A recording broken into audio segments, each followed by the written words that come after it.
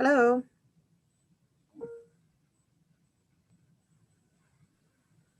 Good afternoon, everyone. We are now live on YouTube.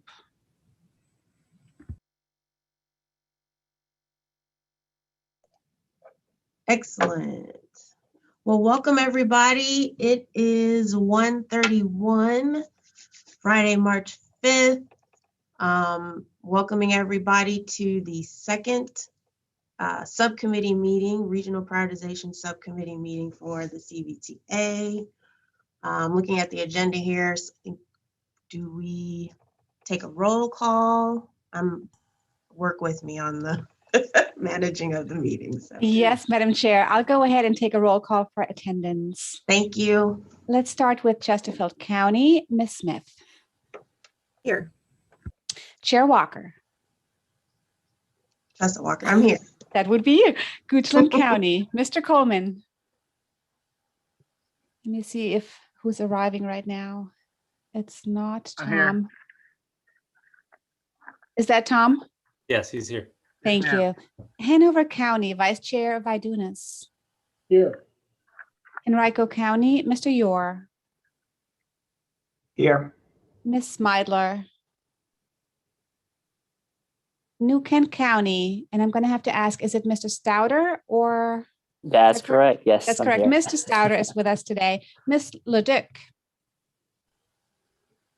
Powhatan County, Mr. Pompey. Here. City of Richmond, Ms. Clark. GRTC, Ms. Torres. Looks like she may still be connecting. Yeah, she's arriving right now. And I see Sharon arriving as well. Plan RVA, Mr. Parsons. Here. Mr. Ariel. Present. DRPT, Mr. Brule. Here. Ms. Dubinsky. Here. VDOT, Mr. Mann. And Mr. Riblet. Here. Thank you. That concludes roll call for attendance, Madam Chair. Thank you. It looks like I skipped over the statement regarding virtual meetings, but we don't have to read that, correct? That's correct. Okay, so I can continue on. Number one, we have consideration of amendments to the meeting agenda. I don't know of any, or are there any out there? Okay, then I can move on to item 2. Approval of the February 18th meeting, CVTA Regional Prioritization Subcommittee meeting summary. I guess I'm supposed to wait. I'll make a motion to approve. This is Barb. Thanks, Barb. Anybody else? A second. This is Joe. Thanks, Joe. And then how do we go ahead and formalize that? I think voice vote is fine for the subcommittee. Okay, so everybody in favor of approving? You say aye? Aye. Aye. Aye. Anybody in disagreement or opposed? Okay. This is Justin. I'll just abstain because I wasn't present. Oh, very good. Thank you. All right, so that was item 2. And then any public comment period is item 3. We received any comments? Sure. We have not received any public comment today. Wonderful.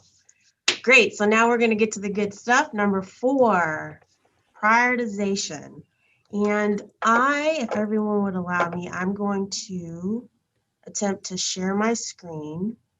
Let me move y'all's faces over to the right. Hit share screen. Make sure I pick the right thing. Madam Chair, this is Todd. Can I say something? Yes, sir. I just received an email from Rhonda Russell in Charles City, and Nicole, you were copied on this as well, that she only received the invite for YouTube. Nicole, can we? She's not technically a member of this committee, Oh. but at your pleasure, I'd be happy to send her the link.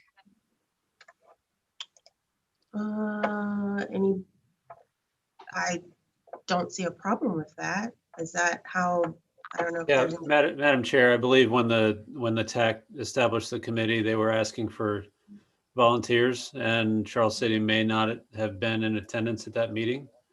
But I mean, I agree. I don't think there's any issues with bringing them in. So, Okay. Nicole, if you don't mind responding with the link, that'd be great. Yes, sir. Message sent. Thank you. Thanks, Todd. All right, so everybody can see my screen? Yes? Yes. Wonderful. Okay, so I pulled together some notes to facilitate today's discussion. I think it's always good to have something to react to and kind of move the conversation along. So I wanted to start off by, okay, it's always good to start with your mission statement, right? So we are tasked with developing a prioritization process that's quantifiable and measures benefits and relates that to cost. So that's what we're tasked with developing, is what does that process look like? Last meeting, we had our first meeting, was a good introductory discussion and brainstorming to get things going. I think today our goal should be, we only have an hour. There is a lot of details that we need to talk through, but if we use today's hour to really focus on defining regional eligibility for what we refer to as the regional pot, the 35% of the CVTA funds, what projects are eligible to utilize those funds, that would be a good end of the day today. So we may have some follow-up questions and some additional discussions that would be necessary, but if we can focus on regional eligibility today, that would be great. So we know what we're doing, or starting off with. So last time we talked, and I'm just gonna get the conversation going. Obviously, we're all here to provide input. So last time we talked, we brainstormed about how do you define, how will we define eligibility for this pot of money? So I wanted to step back for purposes of this discussion and talk about what money is available and try to get a sense of how does that relate to our needs. And I'm sure everyone knows that we probably have way more needs than we have money, hence the development of the authority. But what is in scale does that look like? So the regional pot, again, the locals are getting a 50% distribution of the funds. Transit gets 15%, and then this 35% pot projected to generate 70 million a year. And if you run that out on a 6-year program, you're in the range of $420 million. And so what I did for today's discussion to give us a scale where we're at, how much do we need? So what I did was I went back and looked at the last round of Smart Scale, just that small set of known projects that member localities have been or attempted to fund in the last round of Smart Scale that were not recommended for funding. If we just sum that up, we're at $750 million. And keep in mind that that is just a small subset of needs, known needs. So for example, we edited our applications last round and we didn't submit all of our pricey projects because we knew they would not score well. So if we just start with that small subset, we are already at 750 million in needs that people are pursuing. And obviously doesn't represent a total list of regional projects. So I really wanted to be able to put this out there first, because I think our approach, and this is my opinion, again, we're going to open it up and everyone can weigh in. I think we need to constrain what is eligible for this funding because we just simply do not have enough money to go around. And then obviously constraining funds or constraining the list of projects, we can focus on the more larger, regional, more expensive projects that are not likely to be funded. We stretch the CVTA regional pot dollars further, And then if we know something is clearly not going to be regional, we can, cut down on the workload of having to score a bunch of projects that we know aren't regional. So one last thing before we debate how we do this, just to keep in mind that this is our first cut, or we're getting out of the gate with the authority and with this spending of this particular portion of money.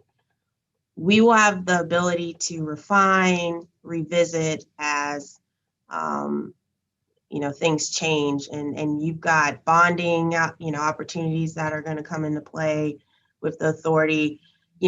Funding levels may change. We may realize we've got much bigger needs than what a 6-year program could be, so maybe we bond. And there's a lot of things that could change and formalize as the authority continues to roll along, so we have an opportunity to make adjustments. So that said, I think knowing that we have more needs than what's available, knowing that we're trying to get off to a good start, funding projects in the regional plot that are clearly regional, I think is an obvious first approach. And I think most folks can probably agree, it's probably intuitive what is clearly regional versus what is clearly not. So large projects, large interstate projects carrying a lot of volume that are really expensive projects that can't get funded elsewhere are probably clearly regional. A small turn lane project at an intersection with low volume roads, lower dollar is probably not a regional project, and it's where do we draw the line in the middle. So where through our first meeting, Chet and Joe and I talked a couple times. We've had some discussions with folks getting input. So I've compiled kind of a starting point from which we can talk. So regional eligibility, first cut that I'll throw out to the group for discussion. Highway projects. You see here, at one approach would be to establish criteria for highway projects where limited access roadways, so you have interstates, freeways, are eligible and considered regional. And then we open it up to arterials with an ADT threshold to be determined. And then we can talk about intersections and constraining those by having, requiring they both be arterials and one of the main arterial meeting some ADT threshold.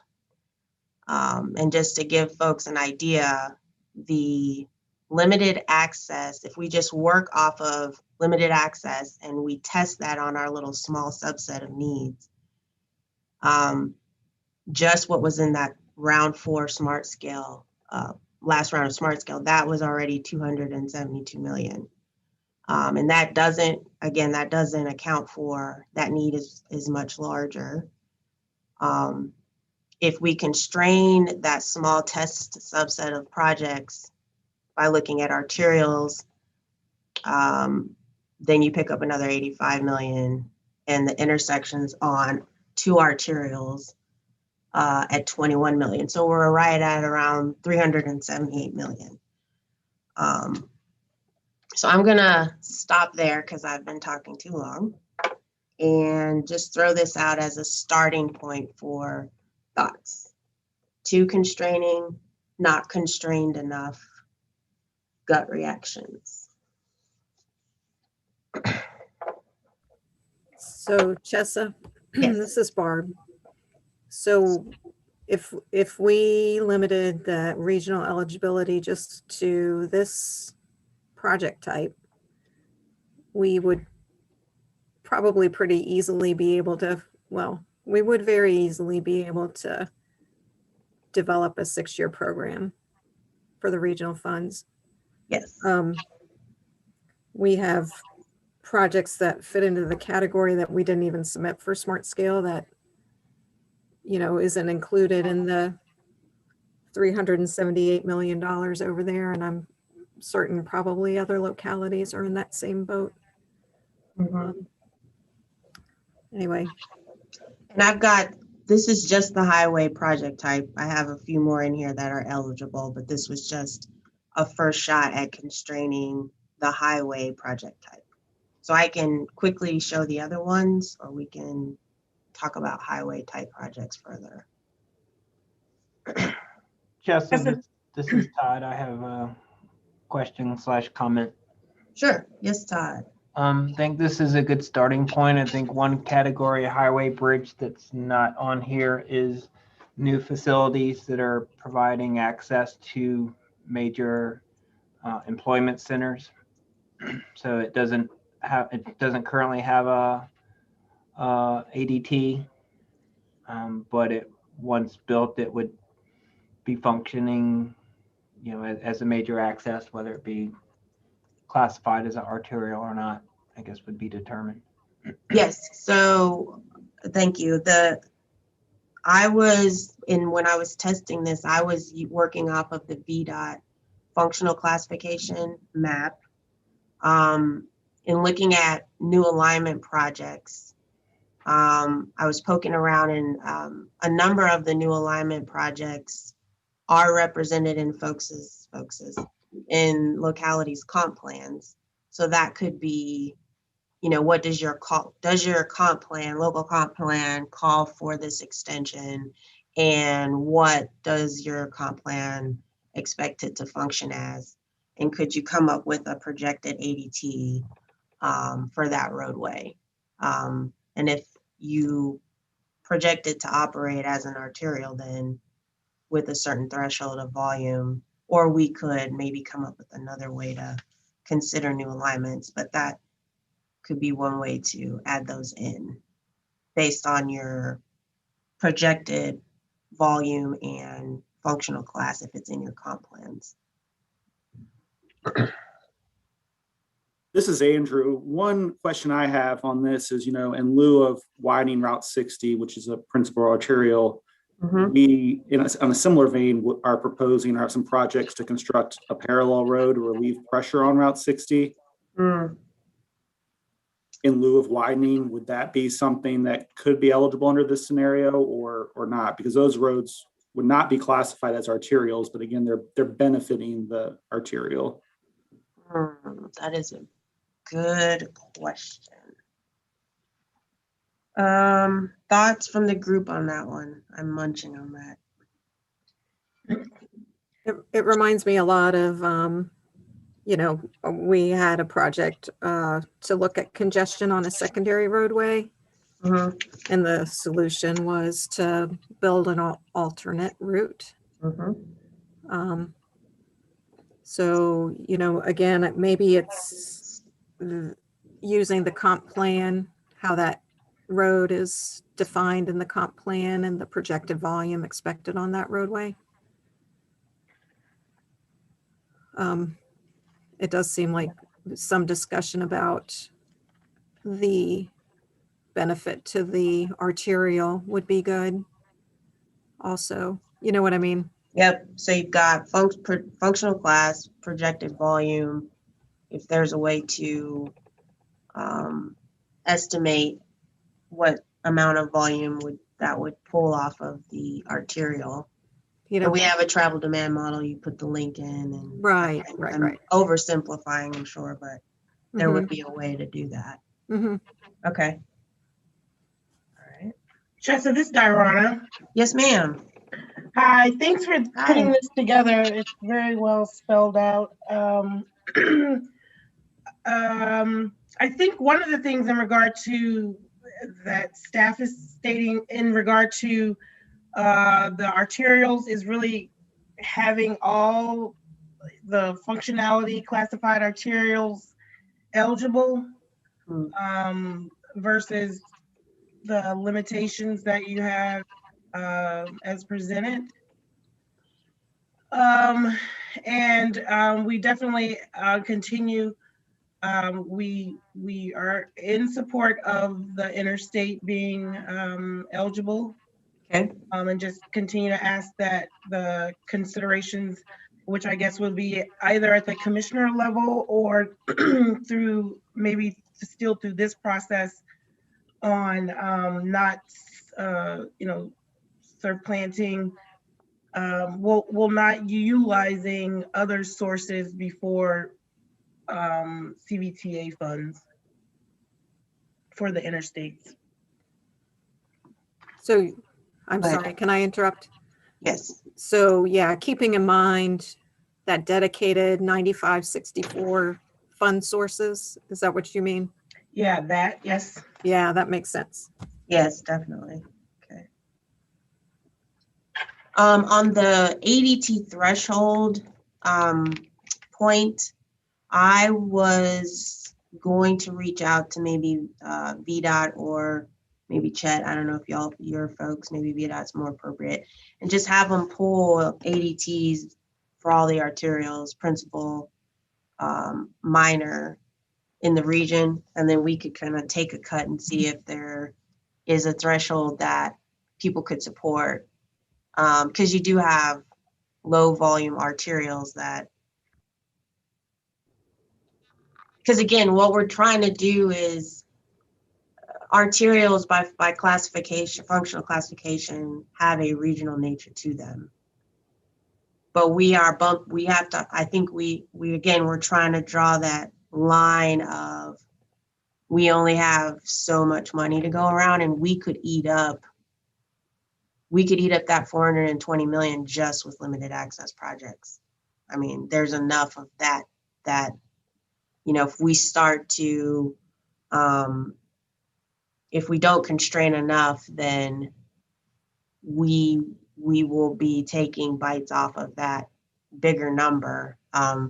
So I was thinking, before we completely do away with a threshold, to at least take a look at what are, the volumes for the arterials in the region, and there may be a number that everyone could support. So I could have that information by the next meeting, if people are agreeable. Jessica, this is Todd. I have a question and a comment. Yes, sir. I think certainly a threshold is a good approach. Is your thinking the threshold would be based on current volumes or future volumes? Did you already say? So when I was testing this criteria out on that small subset, I was just working off of, VDOT's 2019 count book that's published online as a quick look. And what floated to the top was, I think they were as low as, they were in the like 20,000 for principal arterials. 20,000 was kind of like the low range, and the high range was like 80,000. But then you had minor arterials that were 7,000, 10,000 a day. And that was the second part of my comment is that and I certainly respect trying to limit the category of projects so that we don't end up with more projects than we can handle. But keeping in mind that a lot of the funding will be leveraged against other funding sources, so it's not that every project would be 100% funded through CVTA regional. So we don't want to handicap ourselves in the ability to leverage other funding. So I'd say maybe if we look at, as you get feedback from VDOT, look at the inclusion of possibly minor arterials in some cases based on either existing or projected volumes, because there are many minor arterials that function like major arterials for portions of them. Yeah, I did see that. And then the other, especially in the rural areas, the other point being that your last bullet about intersection of two principal arterials, one arterial needs to meet the ADT threshold. Maybe that's going to be very limiting. Maybe it's the intersection of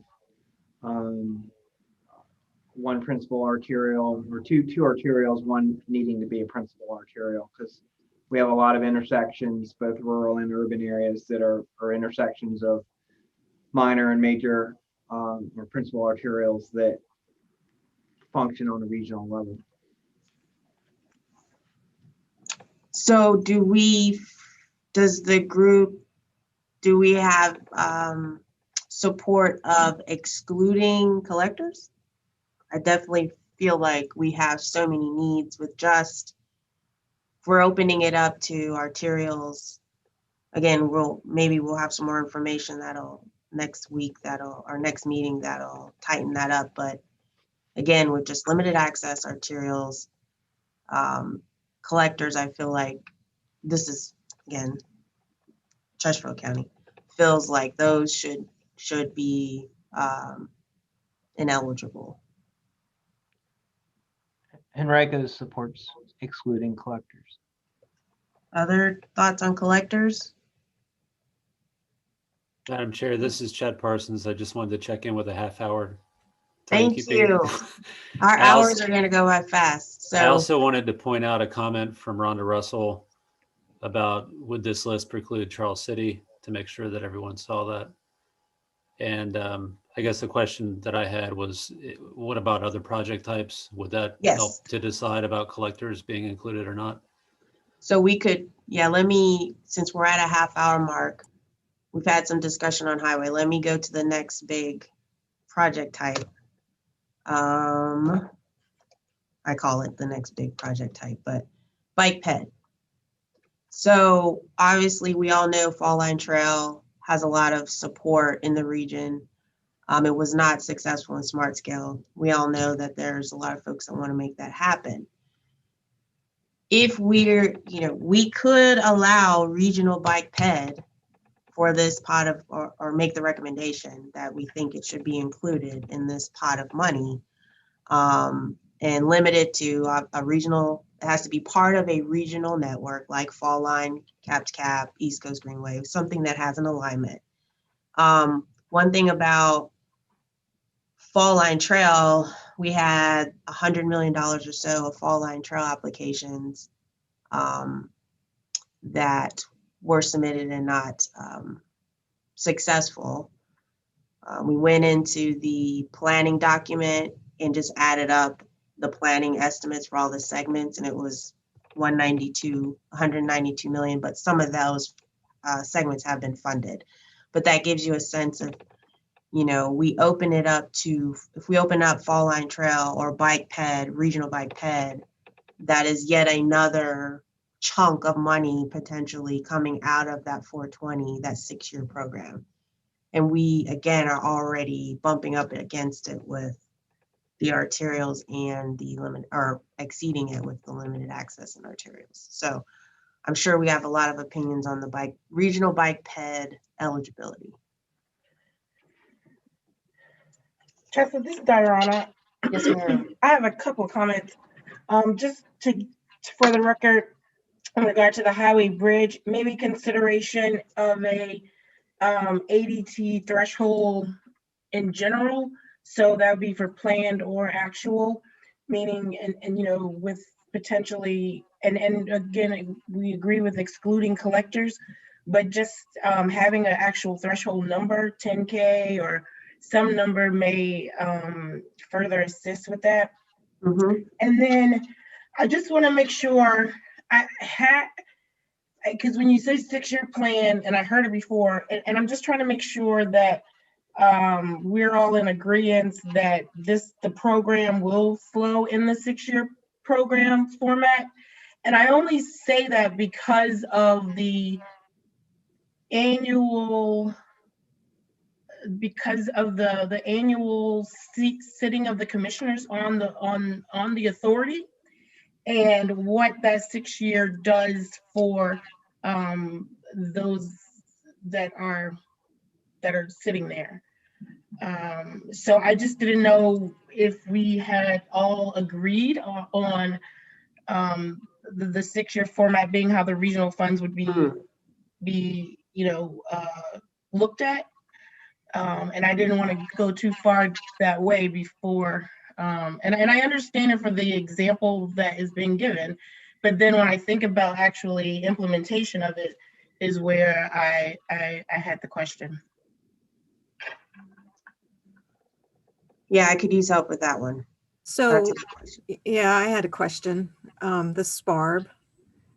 So yeah, we have been thinking about a 6-year plan, knowing that we're going to probably need to refine this process as we go. It might only be good for 2 years, and then we start saying, we now have established the authority to the point that we can start thinking about bonding. And when we're able to do that, our 6-year plan, that if we were to develop a 6-year plan with this effort, the picture is completely different, because the constraints that we're looking at today with that 420 million over a 6-year period, the budget is bigger, or the revenue, available revenue is bigger. So is that kind of what you're saying, Yes. Irana? Yeah. So I Yeah, think go ahead, Barb. we've heard from our finance director that, we probably can't think about bonding for 2 years. So I don't know whether it makes sense to say maybe we should we'll develop the process, but maybe only lay out allocations for 2 years or 4 years or something smaller. I don't know. I could use some input, and Chet is raising his hand, so he's probably got it figured out. All right, Chet, you got it. So the code is at least this time is fairly specific, that the authority has to develop a funding plan supported by the revenues. And it's really organized around like a 6-year plan. It does say the funding plan shall provide for the expenditure of funds for transportation purposes over a 4 to 6 year period, and shall align with the statewide transportation plan, the long range transportation plan of the MPO, or other participating localities as much as possible. So you've got at least the general reference to a 4 to 6 year period. Well, it says We haven't done align that yet. We haven't Right, done that we yet. haven't done that We've got a administrative budget, but we haven't tried to do the funding plan. So that's on the books for this year. We need to get that worked through. Yeah, I think we should. Yeah, maybe we can address Okay. that at the technical side too, Chet, just to get that clarity. Yeah, let's put that kind of in the parking lot. I think that's That's a a good point. good thing that we need to think about and do more with. Mhm. For sure. Todd.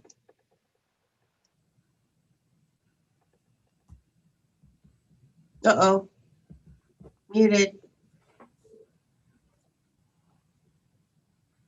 Still muted.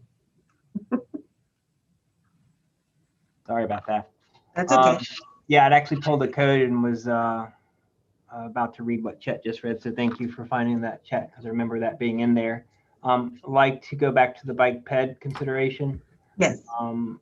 Henrico supports inclusion of regional trails as an eligible category, with the hope and expectation that that money would also be used to leverage other funding sources, both state, federal, and wherever.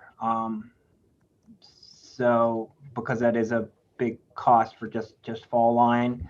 Point of clarification related to eligibility. Would this just be the main line of any of these trails, such as fall line, or would it consider spurs that connect directly to one of these trails, either proposed or existing? Good question. Can I Yes. chime in, this Barb? Yes, Barb. Again, I think because of the constraints that we're working under, we should stick to the defined alignment for regional trail networks. And the spurs could be funded with local funding or some other funding source like CMAQ or RSTP. Madam Chair. Yes, Todd. I don't disagree. I guess I was confused why we had inclusion of the Capitol Trail, since that's already constructed within the region. Yeah, that's a good point. I should not have included that because that infers spurs. So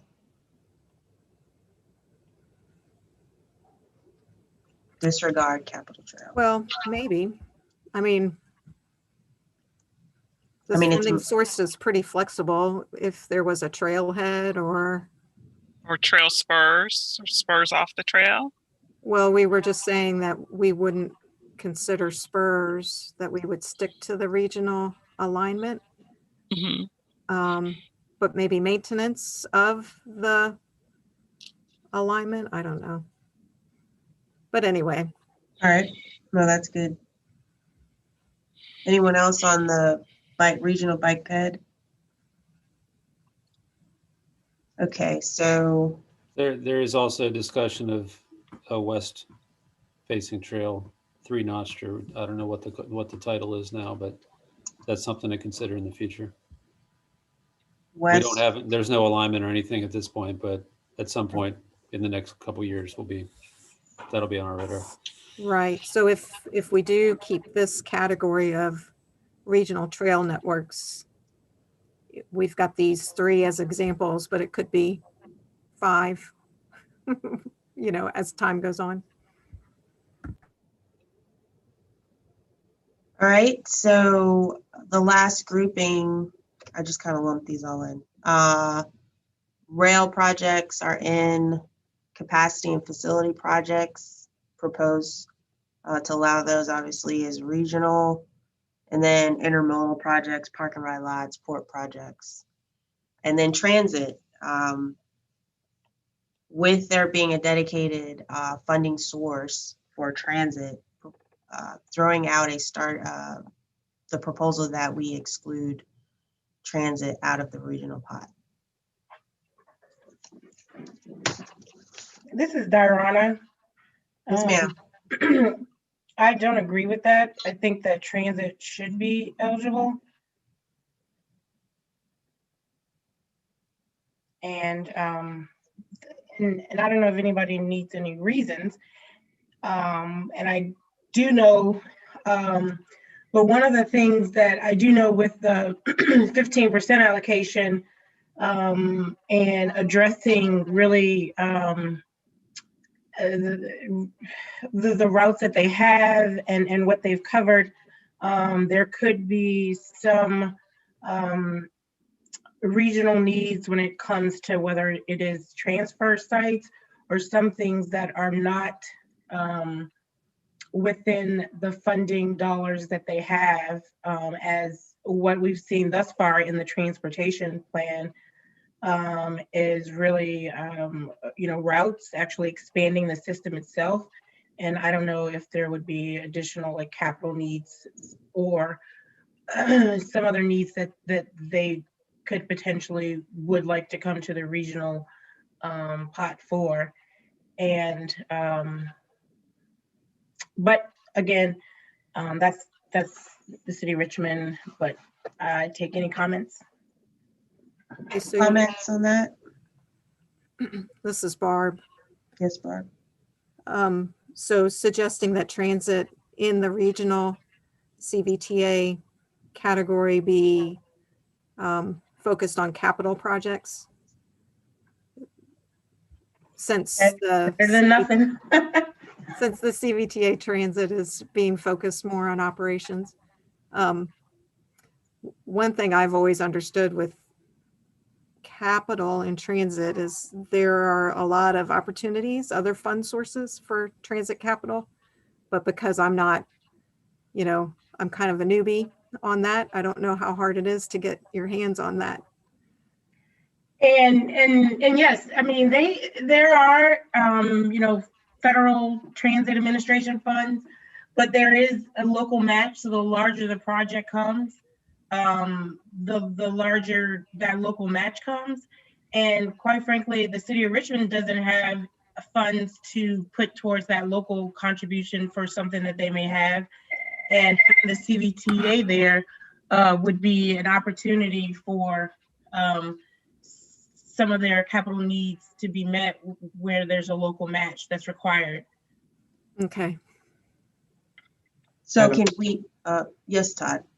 So, back to Barb's and Joanna's point regarding transit capital. So with the Pulse BRT, and I know the numbers changed a little bit over time, but in order to successfully win the Tiger grant, it was I think roughly 50% funded through the Tiger grant, and there was about a 25% commitment from the state and a 25% commitment from the localities, which was primarily the city of Richmond and to a lesser degree Henrico. And Adrian can correct me if those numbers are off, but the point being that, again, it allows leveraging of regional funding for if there was another BRT project, for example, that's capital intensive, to help win grant funding. So I think Henrico supports inclusion of transit for capital.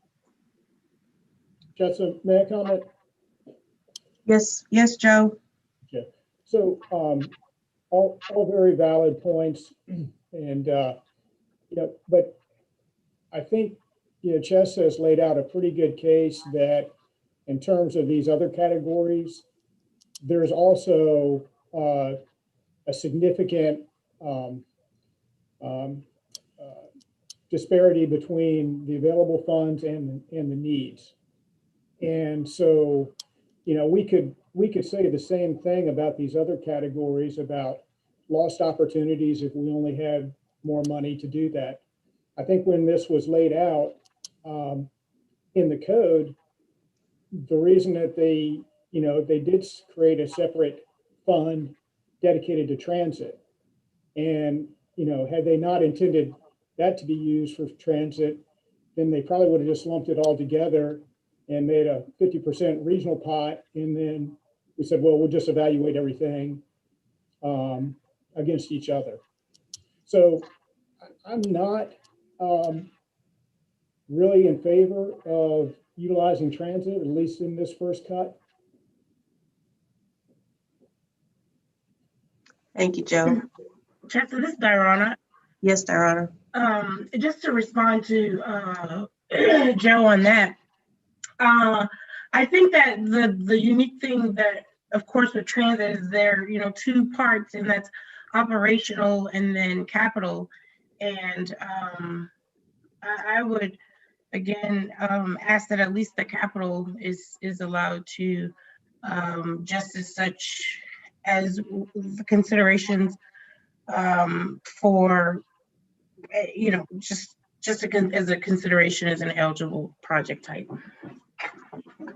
If we are to consider, if we consider adding in transit capital projects, should we then also elevate that to a regional, like a BRT type of infrastructure versus a shelter or a bench? Obviously, I mean, I'm being extreme, but if we do agree that we want to add the capital portion of transit, should we also find a way to limit that to a truly regional? I mean, I know transit seems inherently regional, but yeah. I would think that we would need to define it to regional, and wanted to suggest that maybe we say that we would consider using CVTA transit as the match for other federal fund sources. CVTA transit or CVTA Oh, no. regional? Sorry. Yeah. CVTA regional for other federal fund source, for the local match for other federal fund sources for the capital project. Just limit it to the match part of it. Limit it to the match as an option. Just a suggestion. Yep. What I'm hearing is operational, we can agree those are out. At least that's what I'm picking up. And we're considering adding in some defined regional transit capital type of project, whether it's leveraging or a BRT route. Hey, Chessa, Yes. we're at This is Adrian 2:15. from GRTC, listening to what everyone said and agreeing with all of it. I mean, just looking at the 15% and the way that it was written in legislation, giving the jurisdictions the opportunity to reduce their operating dollars at 50% really shows that the majority of that was kind of written towards operating dollars. And that there are a lot of capital needs out there. And I think Dorona and Todd both mentioned that all the jurisdictions kind of are required, if we do have any federal projects, that some of it's state, but they do require a local match. And we are proposing to use some of the 15% for that, but that can only go so far, and they're not really large projects at this point in time because a lot of the dollars will go towards operations. So if there are regionally significant large projects, which a lot of them already have kind of embedded through a lot of the planning through the MPO, like whether it's park and ride, transfer centers, neighborhood transfer centers, ADA, a lot of accessibility issues where GRTC just has limitations on their own. It would be nice to work with this group in the region where it is pretty significant for it. Okay, thank you for that. Anybody want to expand on transit? Jessa, this is Todd. Yes, Todd. So to Joe's point of question about the intent of the funding, if you read the code language for the 35%, it simply defines it to be used for transportation related purposes benefiting the localities comprising the planning district. So it doesn't exclude any particular type of transportation. So I think it was intended to be open, just as with the local funding. Yeah, I think this is Barb, Chessa. Yes, Barb. I think what Joe was trying to say is there's a dedicated funding source for transit. And if they had wanted, they could have just put that 15% into the regional pot, and transit would be included amongst the highway projects and the bike path projects or whatever.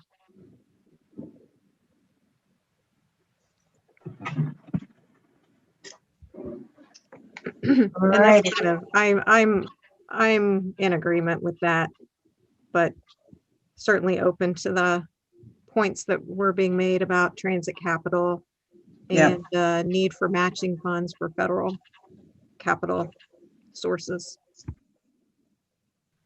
Okay. So it is 2:18. Boy, that went by fast. We have 12 minutes.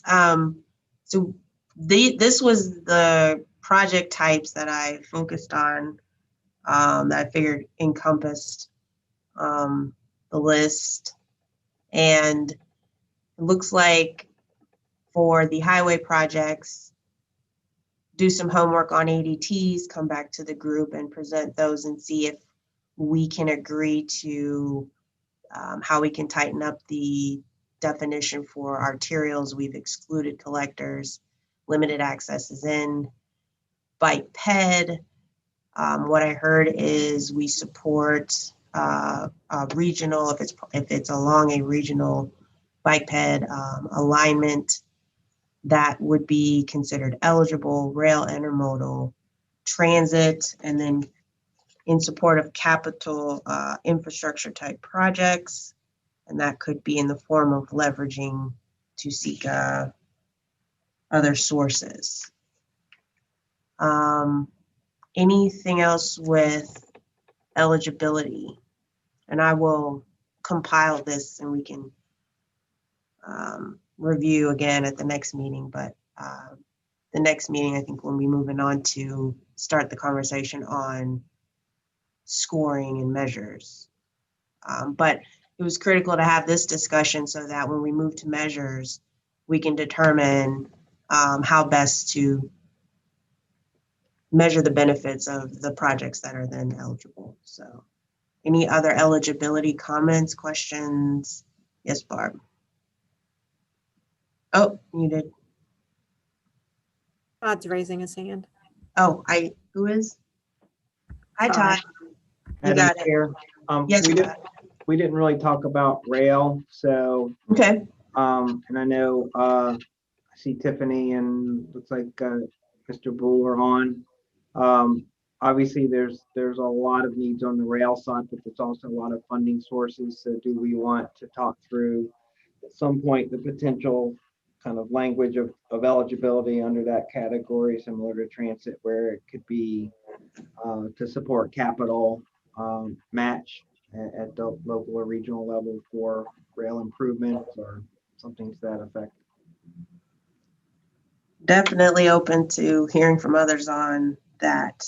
I suspect that those are going to be very pricey. So coming up with using the authority as matching makes sense, I would think. So this is Jennifer. If I may, Yes. I will throw out there that NVTA is a funding partner on the on some of the rail improvements in the approach to the Long Bridge. So we would hope that Central CVTA would, be open to helping us in a similar manner when we get closer to Richmond with those types of improvements. Thank you for that, Jennifer. Anybody else on rail considerations for eligibility? Jessica, can I ask Todd a question? Yes, ma'am. Todd, were you sort of saying the same discussion we were having on transit kind of applies to rail? That's what I was hearing. That would be my recommendation to limit to capital capital funding as a local regional match for other funding sources. And that's my suggestion. If Jen has a different suggested language based on Northern Virginia, I think we should at least consider that. No, I think that works, Todd.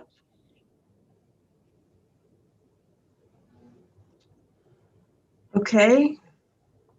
I guess any other comments, questions on rail, intermodal? We didn't dig into that too much.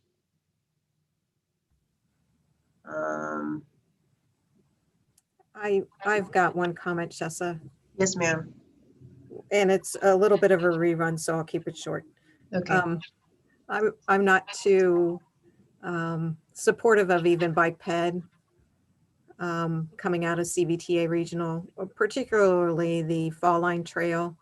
I think we have a lot of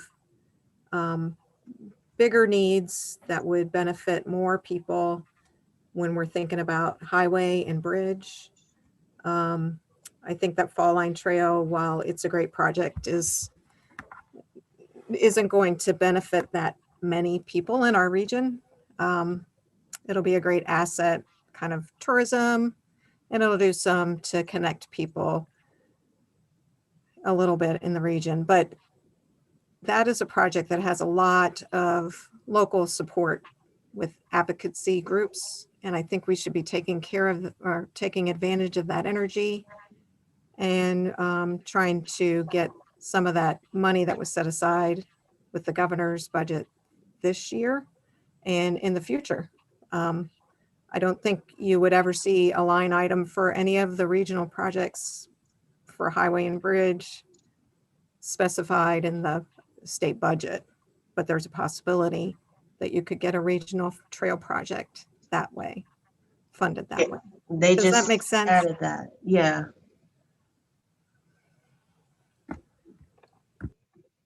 Comments, any last comments or questions? I will say, Madam Chair, yes, Todd. I'll respectively mostly disagree with Ms. Smith on the eligibility. Again, it's a huge price tag. The amount that's landed in the state budget is 10 million, and that's across the state, and that doesn't go very far. So certainly we agree that there are other funding sources that should help fund this trail, but again, I think we need the leveraging capability that CVTA offers. So I would fully hope that most of it will be funded through other mechanisms, but I don't want to limit the ability to provide matching funds. If the state comes to the table and says, you know, we'll drop so many dollars towards the completion of Fall Line Trail if the region can come up with X amount of dollars. So depending on what those numbers look like, I would hate to not be able to come to the table and have those conversations. Yeah, I do like the idea of leveraging, and that is a good compromise. I would not want to see us dedicate or fund this project entirely with CVTA Regional. That's the part I will happily agree with you on. Yeah, and that said, we will probably have to spend some time when we get to measures and how will we adjust the measures in a way that it would compete well with highway, bridge, transit projects. And we'll get into that. Obviously, the way it's scored now with Smart Scale, it doesn't. We would have to tweak that to figure out a way to make that be not apples to apples, but short of that, so that it could compete with these other projects. So we'll have to address that in the next step. We are at 2:27. So I know Nicole is helping us with notes. I've jotted down a few things. This was extremely helpful discussion. We've got tweaks to make to this eligibility chart here that I will have for the next meeting. We can circle back and review that we captured the intent of everybody's comments and preferences on eligibility next time. If everybody's agreeable, I'm going to wrap up with schedule. If there's any last comments or questions, then we want to keep everybody, want to be respectful of everyone's time. Madam Chair, this is Diana. Yes, ma'am. Just quickly, yeah, the city of Richmond does support bike ped, but can agree that it should be in leveraging, would be good to support as well. But again, not too limiting, but there could be some limits. Okay, thank you for that. Schedule. I put this together. So we had our kickoff meeting.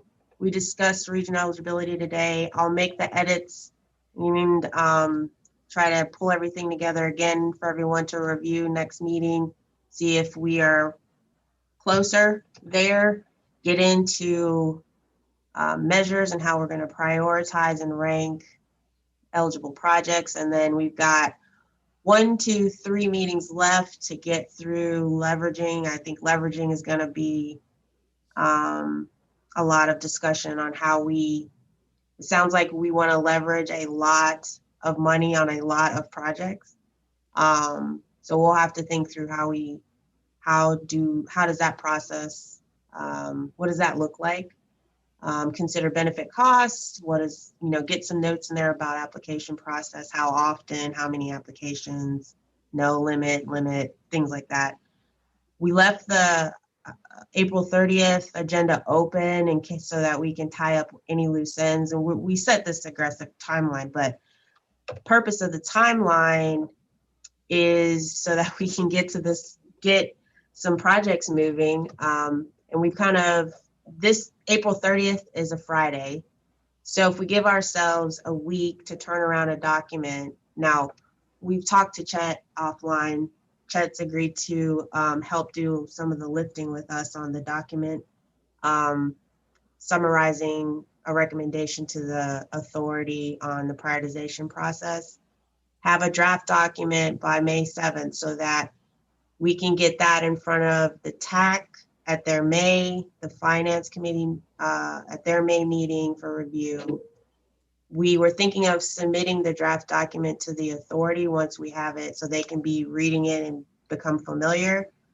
And then if the TAC and the Finance Committee take action in June, we can maybe have it in front of the authority by their June meeting. And again, this is all very aggressive. Any one of these steps we may need to pause and refine, and it may extend, but just laying out if anyone has thoughts on these steps and timeline, this is kind of how we're tracking. And 2:31.